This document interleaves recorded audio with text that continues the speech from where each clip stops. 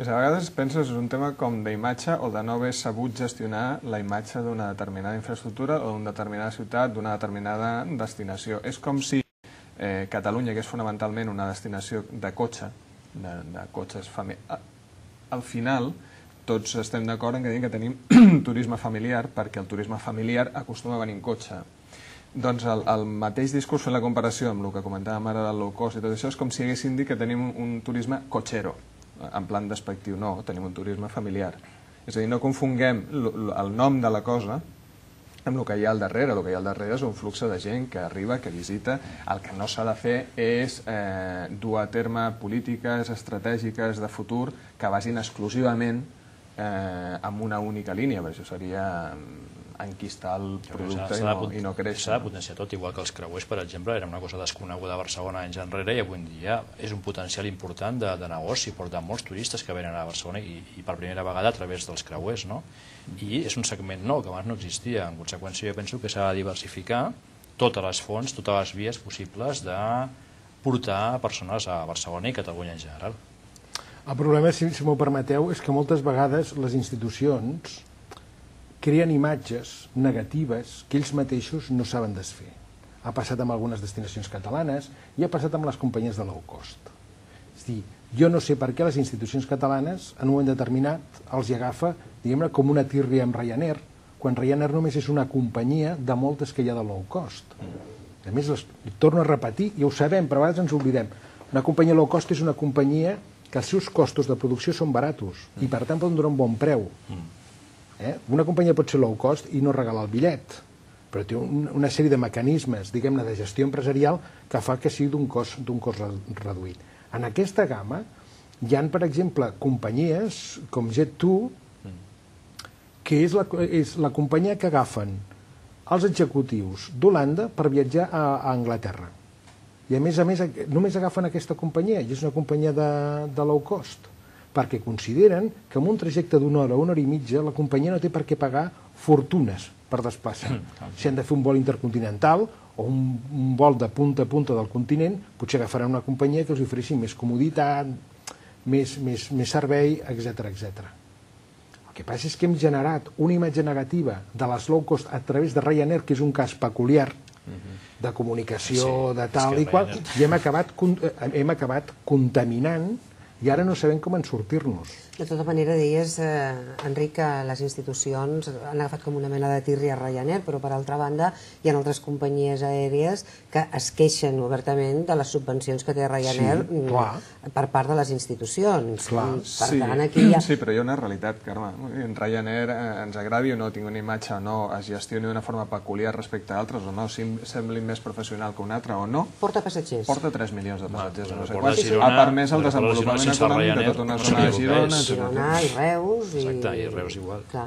Bé, aeroport de Lleida-Alguaire vindrà, sembla ser, a potenciar els Pirineus i ja deixeu-me que digui aquí en aquest punt que també aquest hivern, fa uns mesos coneixíem la notícia d'aquesta iniciativa que proposava l'alcalde de Barcelona per fer unes Olimpíades d'hivern, que també potenciaran els Pirineus. A veure, que Alguaire potenciï el turisme del Pirineu està per veure. També l'havia de potenciar l'AVE, portar molta gent a esquiar, hi havia un projecte d'un helicòpter que anava a la Vall d'Aran directament des de Lleida i al final, misto. L'aeroport de Lleida servirà per posar Lleida en el mapa, per atreure turisme urbà a Lleida i sense voler restringir tot el que seria el Pla de Lleida. El Pirineu queda una mica lluny. Perquè pogués afavorir el turisme de muntanya, el turisme del Pirineu, el que hauria d'haver és unes comunicacions més excel·lents i immediates entre Lleida i el Pirineu. Possiblement la línia de ferrocarril que va a la Pobla de Segur, millorada, més ràpida i preparada per transportar aquest tipus de passatgers, tal vegada podria sortir. Però aquest aeroport donarà servei en aquell entorn d'aquella ciutat. Com el de Reus dona al Camp de Tarragona i com el de Girona dona a Girona, l'Empordà i part de Barcelona. Per afavorir el Pirineu potser seria més intel·ligent aprofitar l'aeròdrom de la Seu d'Urgell, que està ben bé en els Pirineus. Allà sí que, si se'l dota d'estructures i serveis, podria perfectament recollir aquesta llau de persones que volen anar a la muntanya, esquiar i demés, perquè està els Pirineus, no? Aquest sí.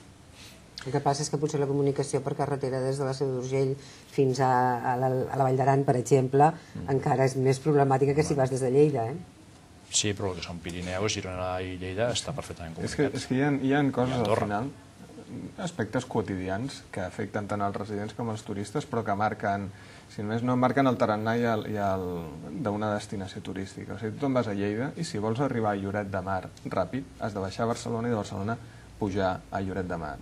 Això et limita moltes altres coses, et limita excursions, probablement des de Lloret de Mar fins a la part de la muntanya, hi ha l'Eix i tot el que vulgueu, ple de camions, en fi, coses d'aquestes que haurien de millorar.